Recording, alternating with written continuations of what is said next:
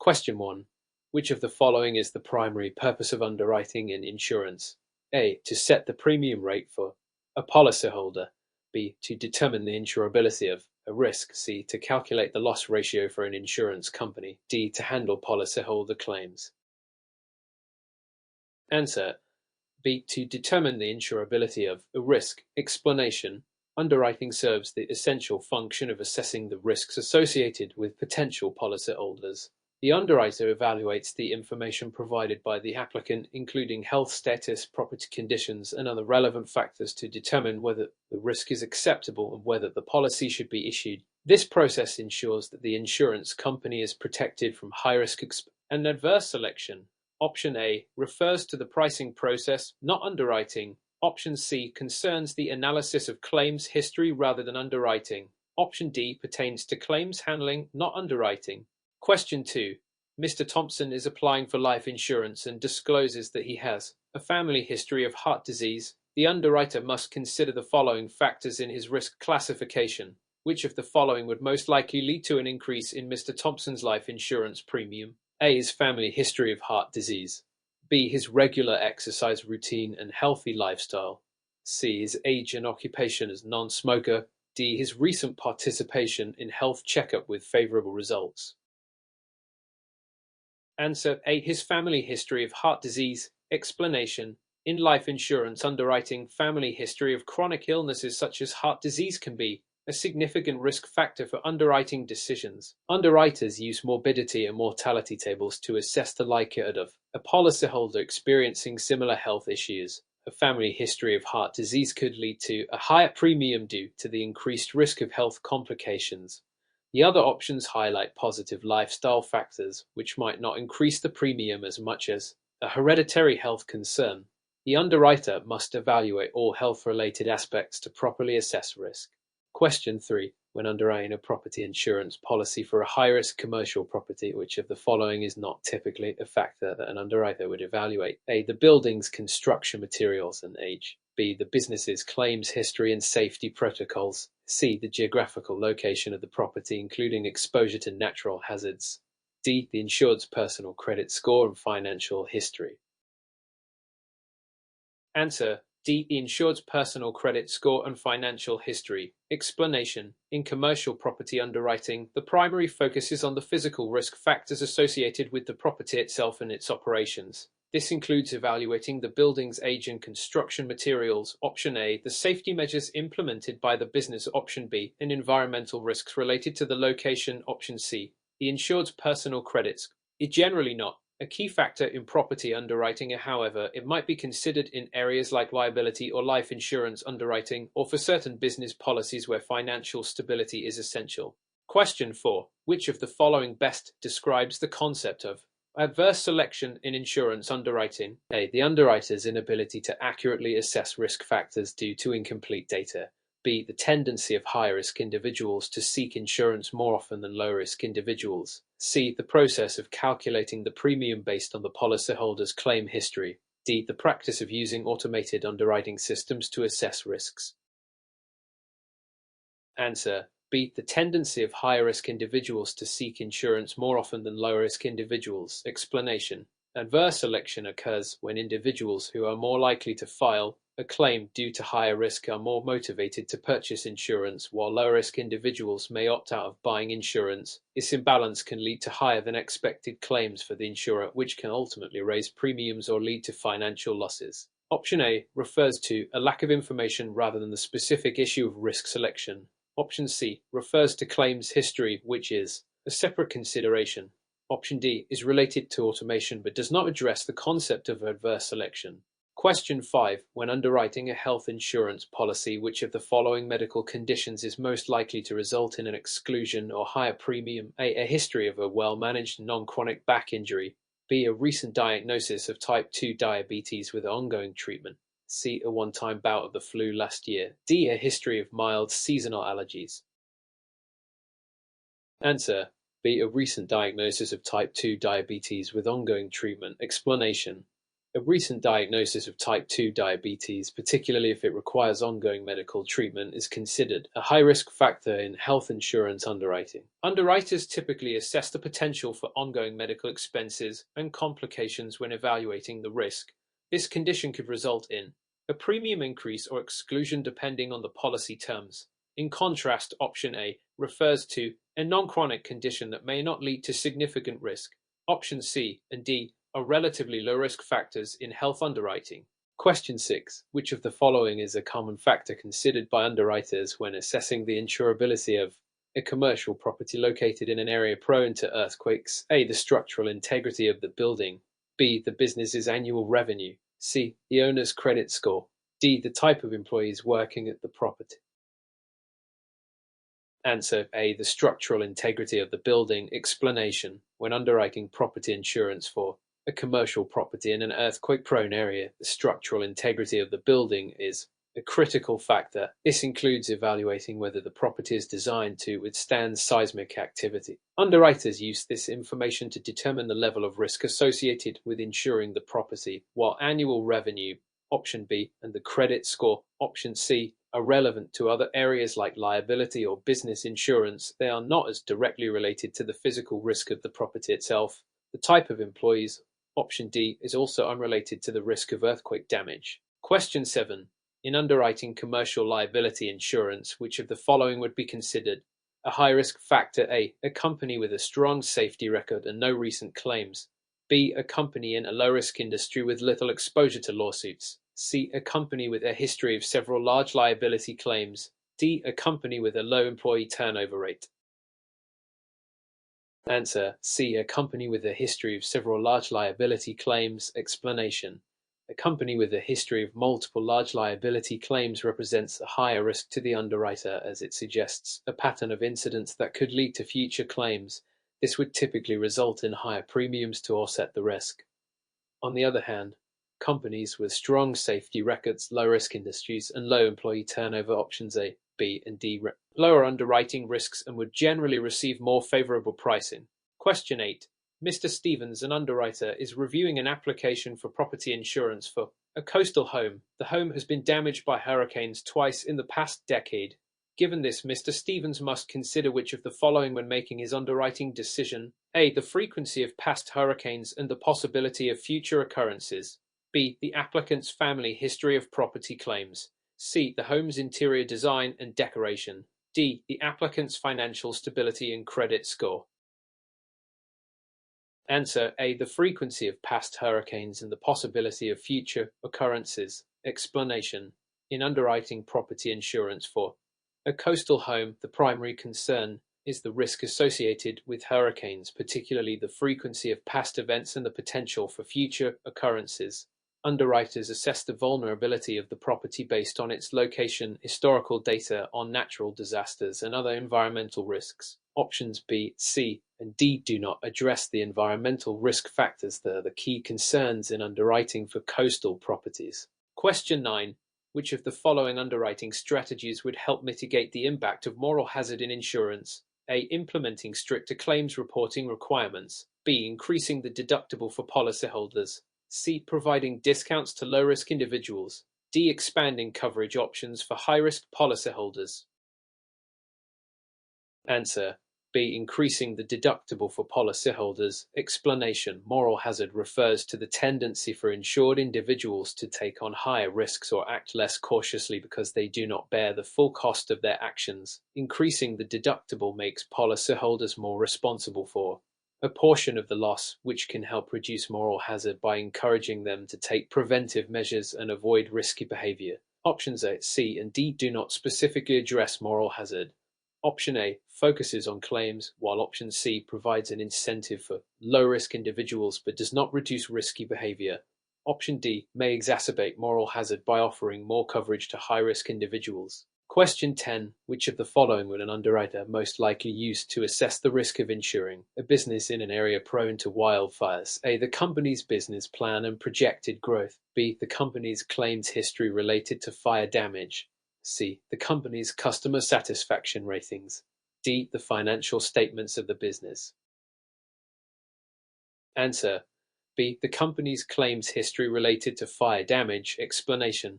The underwriter would primarily look at the business's claims history, especially any previous claims related to fire damage, to assess the risk of insuring the property. History of frequent fire-related claims would signal higher risk for future losses, while business plans, option A, and financial statements, option D, are important for assessing other aspects of risk. They'd directly address the risk of natural disasters like wildfires.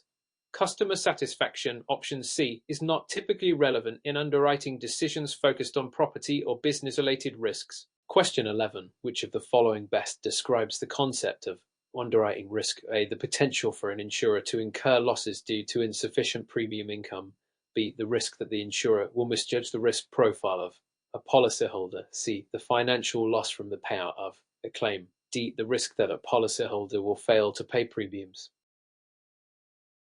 Answer B. The risk that the insurer will misjudge the risk profile of a policyholder. Explanation. Underwriting risk refers to the possibility that the underwriter might incorrectly assess the risk level of a policyholder, leading to either underwriting a high-risk individual at too low a price or rejecting a low-risk individual at too high a price. This misjudgment can result in financial losses for the insurer. Question 12. Which factor would most likely increase the cost of an auto insurance policy? A. A vehicle's safety features. B. The vehicle owner's driving record. C. Vehicle's fuel efficiency. D. The vehicle's color. Answer B. The vehicle owner's driving record. Explanation. An individual's driving record is a major factor in determining the cost of auto insurance. Drivers with history of accidents or violations are considered higher risk, and insurance premiums are likely to increase as a result. Vehicle safety features, option A, and fuel efficiency, option C, typically have positive impact on premiums, while vehicle color, option D, has no effect on cost. Question 13. Which of the following is a common exclusion in property insurance policies? A. Earthquake damage in some regions. B. Flood damage in all areas. C. Theft by a close relative. D. Accidental damage caused by the policyholder. Answer A. Earthquake damage in some regions. Explanation. Many property insurance policies exclude coverage for specific perils like earthquakes, especially in regions prone to seismic activity. Insurers may offer separate policies or endorsements to cover these risks. Flood damage, option B, is commonly excluded in standard property policies and would require separate flood insurance. Theft by a close relative, option C, is typically excluded. Accidental damage, option D, may or may not be covered depending on the specifics of the policy. Question 14. Which of the following is most commonly covered under a homeowner's policy? A. Damage caused by termites. B. Earthquake damage. C. Theft of personal property. D. Flood damage. Answer C. Theft of personal property. Explanation. Homeowners insurance typically covers theft of personal property, including items stolen from the home or other covered locations, while termite damage, option A, and earthquake, option B, are often excluded. Flood damage, option D, is usually not included in standard policies either. These risks may require additional coverage. Question 15. Which of the following statements about underwriting in commercial lines of insurance is most accurate? A. Underwriting in commercial lines is less complex than personal lines because of standardized coverage. B. Underwriters in commercial lines must evaluate the unique risk exposures of each business. C. Commercial lines underwriting typically uses only public records for risk assessment. D. Commercial lines policies are always more expensive than personal lines policies. Answer B. Underwriters in commercial lines must evaluate the unique risk exposures of each business. Explanation. Commercial lines of insurance are often more complex than personal lines, as businesses face unique risk exposures based on their industry, location, and operations. Each business is evaluated on a case-by-case basis. While commercial policies may be more expensive than personal policies, this is not universally true. Public records alone are insufficient for complete risk evaluation, and coverage in commercial lines is highly customized. Question 16. What is the primary purpose of a risk retention group, Raishi? A. To provide insurance for high-risk individuals. B. To allow members to pool their risks and self-insure. C. To offer government-backed insurance for catastrophic events. D. To act as a reinsurer for smaller insurers. Answer B. To allow members to pool their risks and self-insure. Explanation. A risk retention group, or G, is a type of liability insurance company formed by a group of similar businesses or entities that pool their resources to self-insure their collective risks. RRGs are typically formed to provide liability coverage for specialized risks that may be difficult to insure through traditional methods. Question 17. Which type of insurance policy would most likely include a coinsurance clause? A. Homeowners insurance. B. Health insurance. C. Auto insurance. D. Commercial property insurance. Answer: D. Commercial property insurance. Explanation: coinsurance clauses are most commonly found in commercial property insurance policies. A coinsurance clause requires the policyholder to insure the property to a certain percentage of its value, often 80% or more, to avoid a penalty in the event of a claim. Homeowners and auto insurance may have different forms of coverage, and health insurance typically uses deductibles and copies rather coinsurance. Question 18. In the context of life insurance, which of the following best describes moral hazard? A. The risk of a policyholder dying too soon after purchasing a policy. B. The risk that the policyholder might engage in risky behaviors because they have insurance. C. The risk of adverse selection due to individuals with health conditions purchasing insurance. D. The risk that an insurer will face higher than expected claims due to market conditions. Answer: B. The risk that the policyholder might engage in risky behaviors because they have insurance. Explanation: moral hazard in life insurance refers to the idea that once a person is insured, they may be less cautious about engaging in risky behaviors, knowing they have financial protection. For example, a person may take more health risks because they know their beneficiaries will receive a death benefit. Adverse selection, option C, is a different concept. High-risk individuals are more likely to purchase insurance. Question 19. Which of the following actions would an underwriter most likely take if a policyholder's risk exposure increases after a policy has been issued? A. Increase the policyholder's premium. B. Reduce the amount of coverage provided. C. Cancel the policy immediately. D. Ignore the change in risk exposure. Answer: A. Increase the policyholder's premium. Explanation: if an underwriter becomes aware that a policyholder's risk exposure has increased, e.g., due to changes in their business operations or personal circumstances, the most likely action would be to adjust the premium to reflect the new level of risk. Reducing coverage or cancelling the policy, options B and C, would be less common as insurers typically seek to adjust pricing first. Ignore change, option D, would not be responsible underwriting decision. Question 20. Which of the following is most likely to be covered under a general liability insurance policy? A. Damages caused by a fire in the insured's building. B. Injuries sustained by employees at the workplace. C. Legal costs associated with defending a lawsuit filed by a third party. D. Damage to property caused by flooding.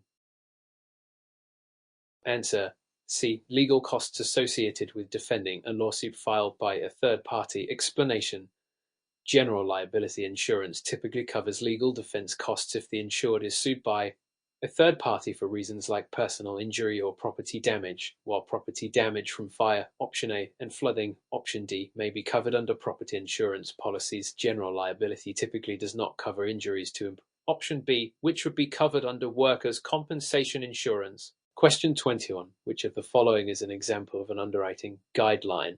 A. The premium amount charged for a policyholder. B. The type of coverage provided to the policyholder. C. The criteria used to evaluate whether to issue or deny a policy. D. The amount of loss paid to the policyholder after a claim.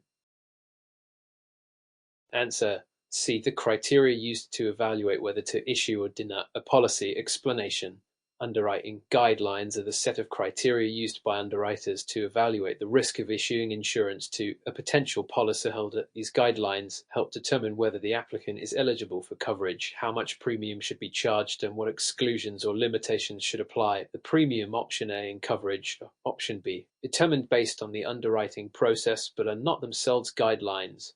The amount of loss paid, option D, is determined after a claim is filed. Question 22. Which of the following would most likely be a factor in determining the premium for a homeowner's insurance policy? A. The age of the homeowner. B. The condition and age of the home. C. The income level of the homeowner. D. The homeowner's family size. Answer: B. The condition and age of the home. Explanation: the condition and age of the home are key factors in determining the premium for homeowners insurance. Older homes or homes in poor condition may be more expensive to insure due to a higher likelihood of damage or maintenance needs.